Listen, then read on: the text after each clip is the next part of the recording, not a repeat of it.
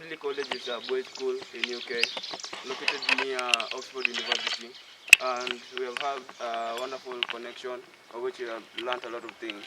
And the thing I got interested in is called SDG. Who can tell me what SDG is? SDG in full means Sustainable Development Goals, of which are put in place by the World Association, of which these are the problems affecting the world in general, like in Kenya and UK. And they are 17 in number. I'm going to just state them, and then I'll call my colleagues to advance on them.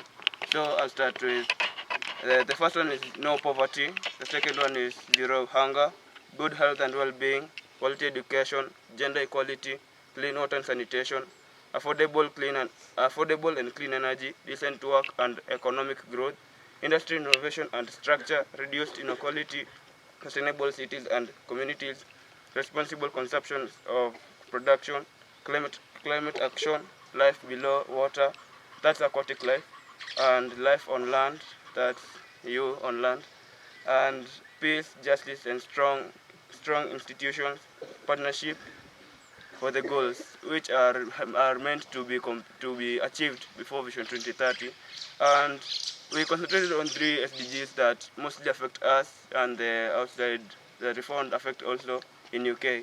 That is zero hunger, no poverty, and quality education. My name, as you know, is Joseph Mwindi, and I was a member of the Kenya Connect group with my colleagues here, and I was discussing about the Sustainable Development Goal, hunger. As I have researched, hunger has affected, first of all, in Kenya in a huge percentage, and this, as you know, it might contribute to death, but many people in Kenya are being affected, and it has spread throughout the country, and the causes are just like lack of job opportunities, poverty, and even others. But what I know is how to stop this. I thought that the government should first provide funds that can support the food crop farmers who may have been in the intentions and skills to improve the agricultural production countrywide. And secondly, it should provide opportunities of tertiary jobs to people to prevent the poverty cycle, that is, and to earn their own living, so that they can reduce the rate of the hunger. And thirdly, the government should first ensure that there are water reservoirs in areas which are affected, so that they can sustain agricultural activities and improve the food production existing in the affected areas. But what I found different is this was not the case. Very low percentage of it compared here in Kenya, because the government came up with a solution, and that is the creation of food banks, like the one that is active now, the Trussell Trust, which has helped many people in UK lowering the percentage actually. The food banks have helped because it supplies food to a maximum of 100,000 people in 3 days. And even if you imagine that what would happen in Kenya if that was the situation now. It was a blast being a member in this project, because I personally have benefited a lot. Like, I've never been in a serious conversation with mostly the white people, and thanks to Mrs. Ruth and Mr. Patrick for coaching us, and we could not do without you. So being a member is fun, and I would like it to continue. I'm Jacob Chalo. Yeah, and firstly I want to thank Madam Ruth and Mr. Patrick for letting us converse with the students from Radley. And personally, I've learned a lot of things. My SDG was zero poverty. One thing that I've come to discover is that in the UK, they are not affected much as compared to our country, Kenya. When we're going to rate it in a percentage way, it's like Kenya, we are affected like 90% with poverty, and compared to the UK, in which is 10%.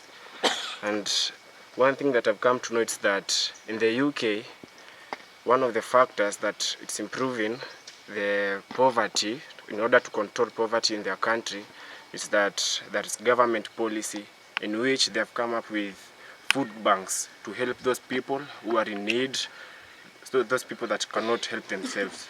And compared to Kenya, you can find that in some counties like Marsabit, Turkana, and then in some towns in Nairobi like Kibera and Mathare are most affected by poverty. in which, let's say like now, like this year, we are affected because there's no rains, there's no agricultural issues going around taking place. Good morning. I'm Victoria Mumbwa, and the SDG that I'll talk of is that it's quality education. That in UK, quality education is more higher than in Kenya because they have electronics like computers, laptops, and even phones that they are able to learn more and understand better. Even the teachers send assignments through those laptops and whichever. And you find in Kenya, it is a different case because we are not that much able to provide all that. And you find when they want to wind out stress, they play video games. And in Kenya, we just play normal games. And the other thing is that, to my view, the government, if it can hear me, to